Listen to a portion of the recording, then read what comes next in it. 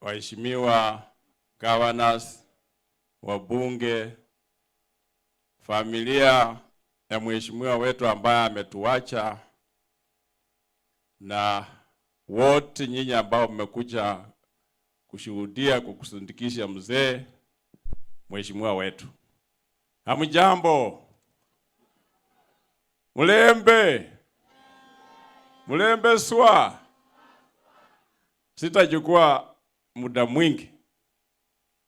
Deputy Prime Minister wa ODM, Mheshimiwa former governor wa Kakamega, sisi tumepoteza siku ya leo, Your Excellency, tuko na blackout katika Bungoma County.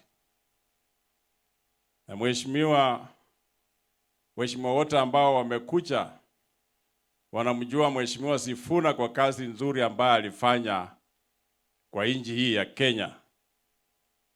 Tumempoteza kwa vile kusaliwa kwa binadamu inakuanga ni bahati tu, lakini kufa ni lazima, hata sisi sote tutakufa. Kwa hivyo tunaomba Mwenyezi Mungu ailaze mahali roho yake mahali pema peponi. Ninaongea hapa kama chairman ya Western Regional Parliamentary Caucus. Naomba sisi sote kama wananchi na wabunge walioko hapa kwa siku ya leo, ya kwamba umoja wetu ni ya muhimu zaidi.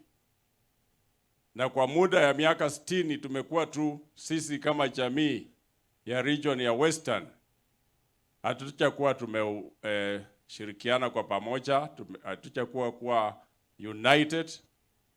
Lakini naomba hii umoja wetu ndio watu wote, kabila zote siheshimu sisi kama jamii. Kwa hivyo uza sera zetu. Hata ikikuwamo baba, unajua baba ni mjukuu wa 13 wa Waluya. Yeye pia ako ndani. Sisi tushirikiane, ndio tuheshimike.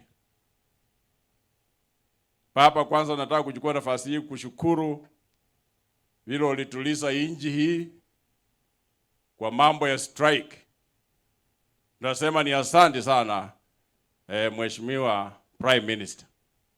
Nchi hii ilikuwa inawaka moto, na hii serikali ambaye iko, serikali yote ikiundwa inakuwa ni serikali yetu sisi wa Kenya. Na ndiposa baba alifikiria akafika mwisho akasema, wacha nitulize nchi, mambo ya strike isimame. Na hapo lazima tumpongeze. Pigia yeye makofi wananchi wa Bungoma. Na tuendelee hivyo.